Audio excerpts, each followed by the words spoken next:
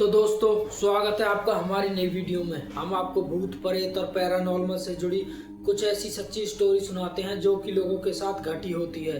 तो आज हम आपको एक ऐसी स्टोरी सुनाने वाले हैं जिम कॉर्बेट की, जिनके साथ एक भूतिया या फिर हॉरर स्टोरी घटी थी। उसके बारे में आपको हम बताएंगे।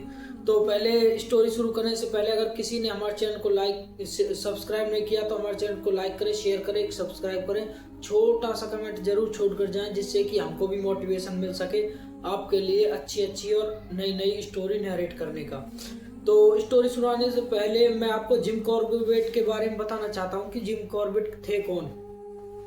क्या है कि जिम कॉर्बेट जो है अंग्रेज थे, जबकि हमारे देशों पर उस टाइम अंग्रेजों का राज था। तो जिम कॉर्बेट वैसे तो उसके पिता अंग्रेज थे, लेकिन उनका जन्म इंडिया में ही नैनीताल में हुआ था और वो अपने आप को इंडियन मानते थे। और उन्होंने जो है उत्तराखंड में या फिर इंडिया के और जंगलों में लोगों की बहुत सारी जानें बचाई थी। बहुत से लोगों को टाइगर या फिर लेपर्डों से बचाया था।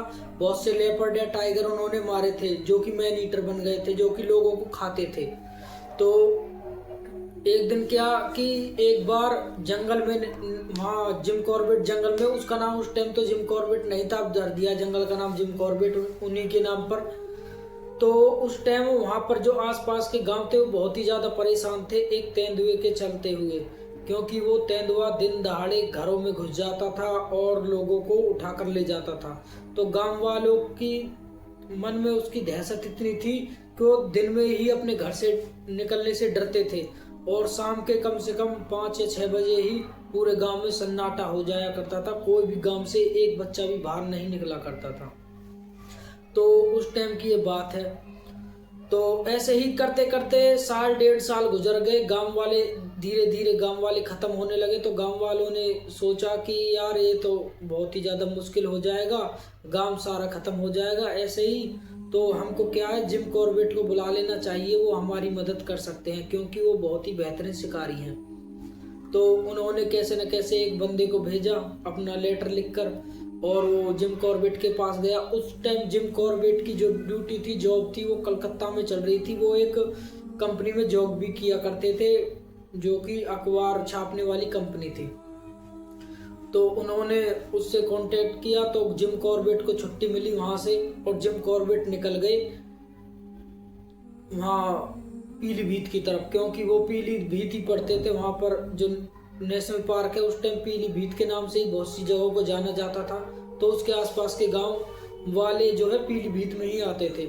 तो जिम कॉर्बेट निकल गए अपनी एक राइफल लेकर, और उसके बाद जो है 4-5 दिन बाद जिम कॉर्बेट उनके पास पहुंच गए, क्योंकि उस टाइम इतने ज्यादा सुविधा तो नहीं थी। कुछ घोड़ा बुग्गी से चला जाता था या फिर कुछ रास्ता पैदल तय किया जाता था। तो ऐसे ही रास्ता पैदल तय कर जिम कॉर्बेट पहुंच गए पीलीभीत। और पीलीभीत में जब वो गांव वाले से मिले तो गांव वाले उनको देखकर बहुत भावुक हुए और उनसे आस लगाए बैठे थे कि शायद जिम कॉर्बेट हमारी मदद करेंगे। तो जिम कॉर्बेट ने जो है गांव वालों से कहा कि मुझको तुम्हारी एक भैंस चाहिए वहां पर पाड़ा बांधने के लिए, क्योंकि जब वो लेपर्ड भैंस को देखेगा और उसको खाने आएगा तो मैं उसको गोली मार दूंगा। तो उन्होंने एक को 50 रुपए दिए और उसकी भैंस उससे ले ली पाड़ा बांधने के लिए। और जिम कॉर्बेट ने रात में जंगल में पाड़ा बांध दिया जहां से वो लेपर्ड आता था। तो क्या हुआ, जिम कॉर्बेट ने वहां एक मचान बना लिया। मचान होता है कि लकड़ियों का खेतों में खड़ा कर लेते हैं ना, चारों तरफ से लकड़ी के पाए खड्डे कर लेते हैं, ऊपर एक छप्पर सा बना लेते हैं बैठने के लिए, ताकि लेपर्ड या फिर और कोई जानवर वहां तक पहुंच ना सके। कम से कम 10 से 12 फुट ऊंचा और उससे भी ऊंचा बनाया जा सकता था। तो ऐसा उन्होंने बना दिया। उसके बाद उस पर वो बैठ गए और इंतजार करते रहिए लेपर्ड का आने का। तो उस टाइम जो है लेपर्ड तो उस टाइम आया नहीं, या फिर वो जांच गया होगा, क्योंकि लेपर्डों को रात में बहुत दिखता है। वो जांच गया होगा कि यहाँ पर कोई ना कोई शिकारी बैठा है और उनकी इंद्रियां बहुत ही ज्यादा पावरफुल होती हैं। तो वो वापस आना सका। तो जिम कॉर्बेट ने क्या किया, वो अब थक चुके थे, हार चुक गए थे और बारिश भी होने लगी थी। तो उनके साथ जो साथी था वो वहीं का लोकल था, उससे उन्होंने कहा कि अब हमको चलना चाहिए, लेपर्ड अब तो आएगा नहीं, अब दिन निकलने वाला है और मेरी आंखें नींद से भर आई हैं।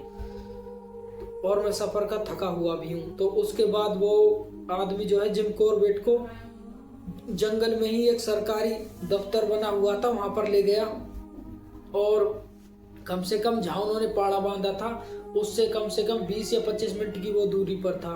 तो वहाँ पर पहुँच जाते हैं। पहुँचने के बाद जो है दोनों अलग अलग कमरे में लेट जाते हैं, लेकिन जिम कॉर्बेट को थोड़ा सा कमरों से वो था कि वो अगर किसी कमरे में लेट जाते थे तो उनको लगता था कि मेरा जी घुट जाएगा, मेरी सांसें घुट जाएंगी, तो थोड़ा सा दरवाज़ा खोल के ही सोते थे। तो उन्होंने दरवाज़ा खोल लिया। फिर रात को जो है क्या हुआ, वहाँ से कुछ आवाज़ें आने लगी, किसी लेडीज़ के रोने की, चिल्लाने की। तो जिम कॉर्बेट रात को उठते और बार बार देखते कि ये है कौन जो औरत रो रही है। शायद किसी लेपर्ड ने या किसी जानवर ने किसी को नुकसान तो नहीं पहुंचाया। कोई औरत अगर मुसीबत में हो तो हमें उसकी मदद करनी चाहिए। तो जिम कॉर्बेट ने अपने जो उसके पास में दूसरे कमरे में वो गांव वाला सोया हुआ था उसको जगाया और उससे पूछा। तो उस गांव वाले ने जिम कॉर्बेट साहब को बताया कि साहब आप सो जाओ, ये आवाज़ें तो यहाँ आती रहती है, ये नॉर्मल है। तो जिम कॉर्बेट ने उनसे उसका जरिया पूछा कि ये आवाज़ें यहाँ पर नॉर्मल कैसे है, ये आती क्यों है। तो वो फिर जिम कॉर्बेट साहब को बताता है कि यहाँ पर जो है एक लेडीज़ थी और उसका लड़का था, और वो इसके पास ही जो है एक झोंपड़ी में रहा करते थे।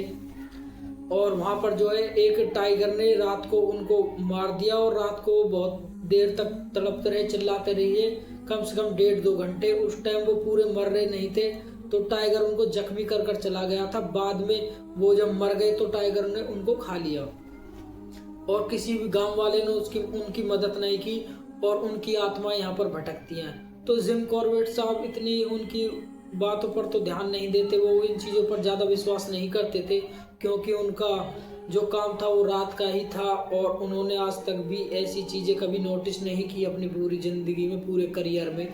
तो उस पर विश्वास नहीं करना चाहते थे। सोचते थे कि ये मतलब यहाँ जो लोग रहते हैं वो थोड़ा सा बढ़ा चढ़ा कर बातों को बताते हैं। तो जिम कॉर्बेट साहब दोबारा जाकर लेट गए, लेकिन धीरे धीरे उनको वो आवाज़ आती रही। तो जिम कॉर्बेट को पहले तो नींद नहीं आई, उसके बाद जो है अब दरवाज़ा भी खटखटाना चालू कर दिया। कोई उनका दरवाज़ा वैसे तो खुला हुआ था थोड़ा सा, लेकिन फिर भी कोई दरवाज़ा खटखटा रहा था। तो जिम कॉर्बेट साहब रात को उठते और दरवाज़ा देखते। तो ऐसे करते करते ही जिम कॉर्बेट जो है सुबह हो गई, और जिम कॉर्बेट जी बहुत ज़्यादा थक चुके थे, उनकी आंखों में नींद भरी हुई थी, लेकिन पूरी रात वो सोए नहीं थे। और ये जो भी स्टोरी हुई है ये प्रूवल है, क्योंकि उन्होंने जो किताब लिखी थी उसमें ही उन्होंने इस कहानी का वर्णन किया है। और बताते हैं कि फिर दूसरे दिन भी मैं उसमें रुका, और फिर दूसरे दिन भी मेरे साथ यही हुआ। तो मैं समझ गया ये कुछ ना कुछ अनहोनी है, क्योंकि अगर एक रात कोई औरत जख्मी थी या फिर उसको हमारी मदद की ज़रूरत थी, तो फिर दूसरी रात हमारे साथ ये क्यों हुआ। तो समझ गए थे कुछ ना कुछ अलग चीज़ है, लेकिन वो विश्वास नहीं करना चाहते थे। लेकिन उनके साथ 1-2 इंसिडेंट्स और हुए ऐसे ही, जिनसे उन पर जो है विश्वास हो गया। और गांव वाले भी बताते हैं कि इस दफ्तर के पास जो पहले उनकी झोंपड़ी थी, वहाँ पर उस लड़के की और उसकी माँ की आत्मा अब भी भटकती है, और वो लोगों को मदद के लिए पुकारती है। और जबकि अब 2025 चल रहा है, अब भी लोग यही बताते हैं कि वहाँ पर ये चीज़ होती रहती है, और वहाँ पर रात को कोई भी नहीं जाता, दिन में भी लोग जाने से डरते हैं उस जगह पर। और बताते हैं अब भी उन लोगों की जो प्रेजेंस है वहाँ पर है। और बताते हैं कि ये जो सरकारी दफ्तर है, पहले यहाँ जो है गार्ड लगा हुआ करते थे, जो कि जंगल गार्ड थे, लेकिन इसी के चलते ही उनको वहाँ से हटा दिया गया, क्योंकि उनको जो है बहुत ज़्यादा डर गए थे वो। उन्होंने बताया कि हमारे साथ कई सारे एक्सपीरियंस भी हुए हैं, हमको वो औरत और उसका लड़का जख्मी खड़े हुए दिखाई भी देते थे, और खड़े होकर हमसे मदद भी मांगा करते थे, तो हम बहुत ही ज़्यादा डर जाया करते थे। तो इसलिए वहाँ से सरकार ने उनकी जो है पोस्टिंग दूसरी जगह कर दी, और वहाँ पर आज तक भी कोई गार्ड नहीं रहता। तो दोस्तों ये थी आज की स्टोरी। अगर ये स्टोरी आपको अच्छी लगे तो हम आपके लिए ऐसी स्टोरी लाते रहेंगे। अगर कमेंट में आप बताएं कि हम जिम कॉर्बेट साहब की और भी घटनाएं जो उनके साथ घटी हैं उनकी स्टोरी आपके लिए लाएं, तो कमेंट में लिख के ज़रूर बताइएगा, हम आपके लिए ज़रूर लाएंगे। तो दोस्तों मिलते हैं हम आपको अगली वीडियो।